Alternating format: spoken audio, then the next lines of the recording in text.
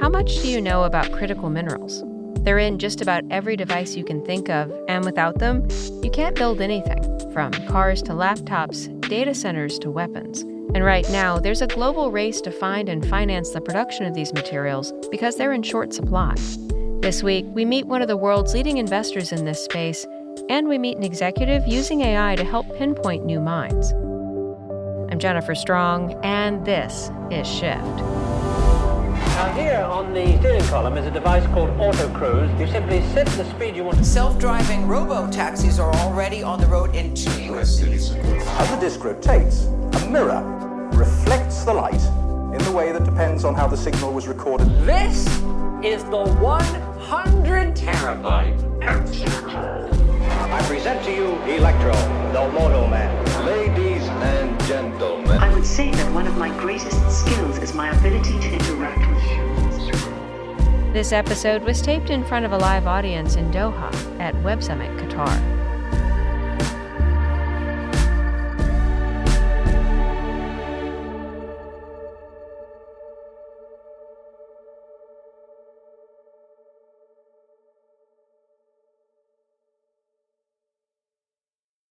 If your eyes are the windows to your soul and your glasses are the windows to your eyes, then it's pretty important to find your perfect frames.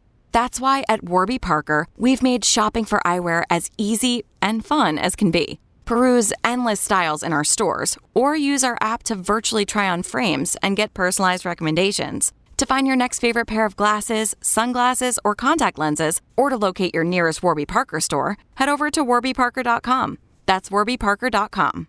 This show is supported by Odoo. When you buy business software from lots of vendors, the costs add up and it gets complicated and confusing. Odoo solves this. It's a single company that sells a suite of enterprise apps that handles everything from accounting to inventory to sales. Odoo is all connected on a single platform in a simple and affordable way. You can save money without missing out on the features you need. Check out Odoo at odoo.com. That's odoo.com.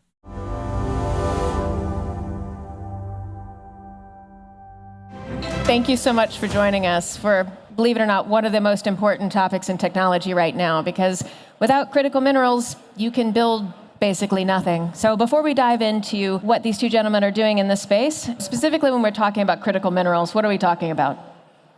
We're talking about the ingredients of transformative technologies that are accelerating much, much quicker than we thought they would 10 years ago.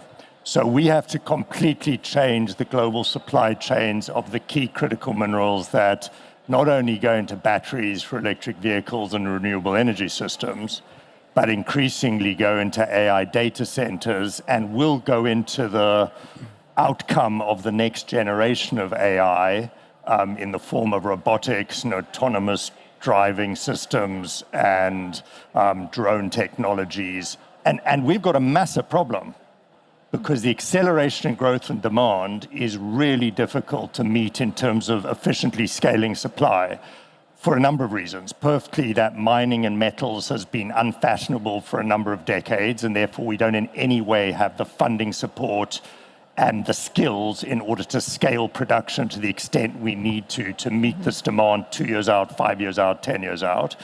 And secondly, because while we were all sleeping over the last 15 years, China has built almost unassailably dominant or controlling positions across all of these global supply chains. And that has massive geopolitical balance issues and massive national security issues in the US and Europe and elsewhere, and massive issues with respect to US and European industrial competitiveness and jobs and growth. So we not only need to transform our industry in terms of volumes and standards, because we want to do it cleanly, but transform it in terms of independence from China, who has a massive advantage of incumbency. Yeah. I think we should talk a bit more about that, because as you said, we can't really talk about critical minerals, rare earths, without talking about China. How did China kind of maneuver into this space? It's an interesting story. I mean, in the world of globalization, China could build things bigger and quicker and cheaper with cheap or free government funding, with lower environmental standards, with an ability to scale process technologies while everybody else was just outsourcing to China, and therefore build unassailable economies of scale and process technology experience, and with a government who is prepared and is prepared to subsidize the low margin elements of the supply chain to control the supply chain. So they did it because it was great for everybody else, because they just produced cheaper and more efficiently and better than everybody else. The other factor, which is a sad story, is the US built up a massive strategic material stockpile since the 1950s in the last Cold War. So come the 90s, they had the biggest stocks in the world of cobalt and tungsten and rare earth metals and other stuff. And in middle of the 90s, some genius in Washington said that, the Cold War is over, the Soviet Union is no longer a threat to our supply chains, and we've got $20 billion of metal sitting in warehouses, we can sell it. So from the mid-90s to 2007, 2008, the US government sold out of their strategic stockpiles into any market weakness and demand, depressed all the global markets by oversupplying while China was buying everything. And come 2010, practically every last kilogram was gone and China controlled the world. So it was a rather unfortunate policy misfire. And so it's left us in a place where critical minerals, rare earths, is one of the hottest topics going, not just in technology, but in manufacturing and supply chains, defense tech and national security circles. This is the topic of the year. But there is a bit of a misnomer, right? Rare earths are actually not rare. It's just the refining that's rare. And Roman, part of what you're doing is searching for these minerals so you can show where they are. Yeah, and also adding to the previous topic, it's if you look at the supply origin, kind of where the minerals are coming from, critical minerals, strategic minerals, about 70% is controlled by Russia, China, and their allies. About 20% is sort of independent and neutral countries, and Western countries and their allies only control 7% of production. That's 99 mines versus 900 mines. US government has been doing a lot recently in terms of funding new projects to get them into production, to secure that sort of strategic supply. But if the Western world wants to win this resource war or resource race, we need to find new deposits in the terms of hundreds and thousands of new mines. This is kind of exactly the problem that we are tackling at Earth AI. We are detecting new potential mines at big scale. We own 3.1 million acres of mineral rights. That's bigger than the size of Qatar. We have a technology that was very high precision, detects very subtle anomalies in geophysical and geochemical data that helps us kind of generate brand new leads where to explore. And then we're also vertically integrated. So we have our own geologists, our own operations team, our own drillers, which kind of buys us the speed and lowers the cost. So we can not just kind of create a map of where these deposits or new mines will be. We also go and take different shots on goals, a lot of shots on goal on all these targets, and make a lot of discoveries. We found 4 discoveries at a success rate of 80% compared to the industry making only 40 globally per year, success rate of 1 in 200. So massive cost savings. But that's sort of what we do at Earth AI to solve the problem. All right, so question for the two of you. Can the US build its way out of this? We've established that this is important. You can't build anything from a weapon to a cell phone to a drone without them. Can the US fix this? Because of the bipartisan support for the imperative of balancing China's position from a national security and defense industry point of view, there is a massive acceleration in Washington of policy prioritization, focusing programs on moving the dial from a critical mineral supply chain security point of view. And that's just beginning, but it is the appetite, the determination is there, and the willingness to do big deals in support of our industry without being beholden to precedent or bureaucracy is of a different order of magnitude to that which has ever been the case, even though the previous administration did a lot. We have now had 3 rounds of equity investment in TechMet from US government, the first under Trump 1 and then the 2 follow-ons under the last administration, and now more to come. And it is accelerating. So us and Roman and others will start to transform our industry over time to lessen China's dominance. But it's a 10-year program, even with all the support from US and other governments that is now promised in order to make up for market failures which continue. Yeah. Roman, what do you think? I think absolutely. I think what we really need is just to scale up as fast as we can. Because like most of our approaches are really scalable. It's just that we need to put like 10 to 100 times the amount of capital that we have to work, and then we'll find, all the deposits that we need. I think it's totally achievable. I don't think there's like much left to kind of R&D. I think it's more just execution and growth. Can totally be done in the next 5 years if we work really hard. But we do need, the Chinese government's financing support for the critical minerals enterprises aligned with Chinese interests was in excess of $100 billion over the last 15 years. We probably need $200 billion over the next 5 years as an industry, given the massive increase in demand growth, to counter that and to adequately supply the world with what is needed in order to mitigate climate change, develop the next generation of AI, robotics, defense technologies, etc. I think it's worth pointing out, too, that there are stages and steps to this. There's the locating and sourcing, and then there's also the refining as a separate set of a problem. What else don't we understand about the scope and scale of this? I think there's a very problematic timing mismatch. To discover and develop new resources typically has a 10 to 15 year time lag. Mega battery plant takes 2 years to build a new hyperscaler data center takes 2 years. So there will be continual structural shortages of most of our metals over the next 2, 5, 10 years, regardless of the scale of support that we get in order to do what we need to do to transform our industry. And that represents a massive challenge for the world and a massive opportunity for us to create a lot of value as markets catch up and prices catch up to stimulate the development that we have to accelerate. It's also a massive stimulant for innovation because we need to do things quicker and cheaper and differently in order to narrow this gap. We can't just try and out-Chinese the Chinese or just simply scale what we've done historically in the way we've done it historically, because it's not going to be enough. The world, which is relative to Qatar, like related to Qatar, there are 3 million oil rigs running in the world right now. We're projected for the critical mineral demand to reach 10 trillion by 2050. That's only 22,000 mines. Very doable. This show is supported by Blue Land. Living a cleaner and more sustainable lifestyle by reducing single-use plastics is a small action that makes a big difference. And Blue Land is on a mission to make it easy for everyone to make those sustainable choices. They believe that hardworking, clean products can be the norm, not the exception, so that you can do better for your family and the planet at the same time. From cleaning sprays and toilet bowl cleaner to dishwasher and laundry detergent tablets, Blue Land's 100% microplastic-free, EPA Safer Choice certified formulas are safe to use around people, pets, and plants.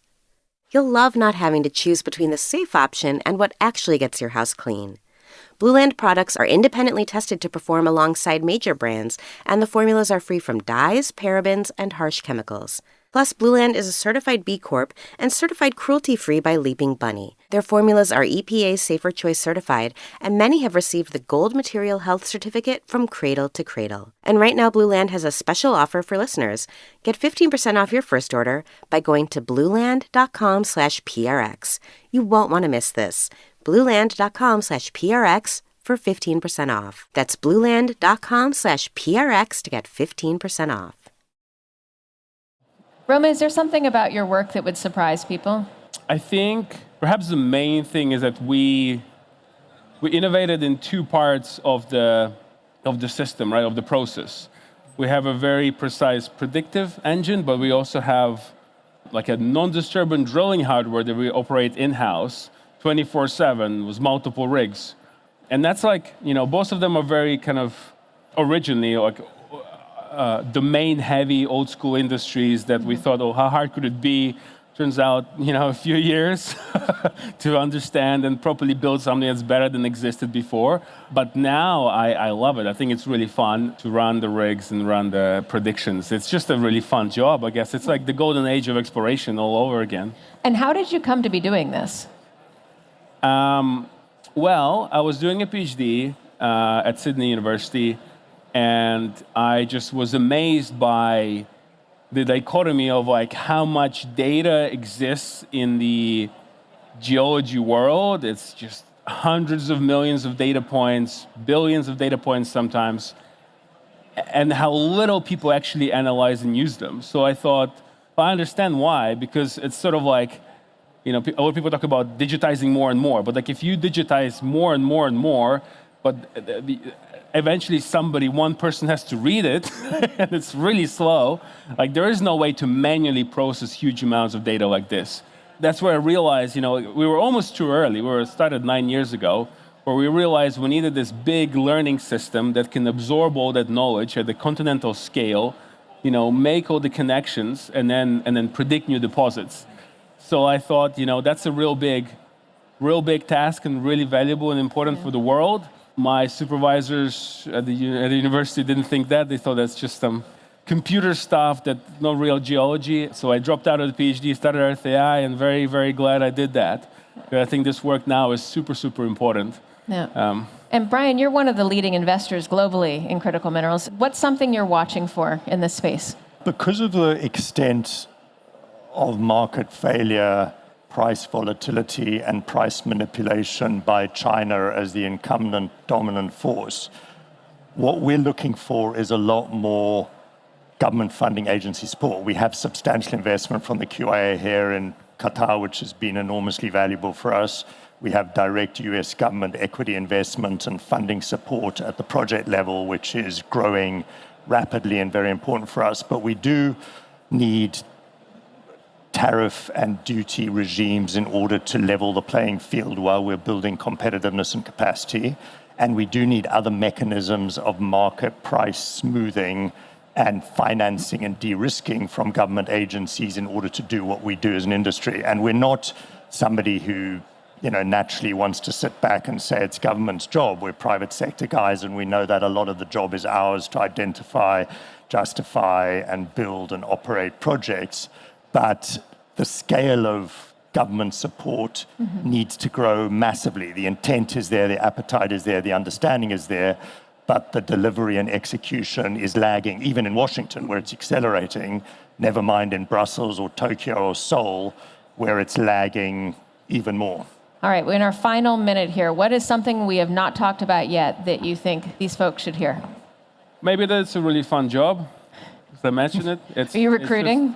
Trying to bring people into the critical minerals space? You're out. It's the best job in the world. You go out camping in just gorgeous natural landscapes. You have a treasure map built by AI where you go to places and you literally find gold in real life. And then you see that project progress into something beautiful that then supplies and helps the world evolve and become a better place. Final word? I think skills is a massive issue, and we need to become fashionable in order to draw in the funding and support and educational and people that we need to expand our industry. But I think one final thought, from a escalation of demand growth point of view, if you just look at the implications of AI and the next generation of AI on humanoid robotics applications, I think Elon Musk said that in his view, in 2030, there'll be 10 billion humanoid robots.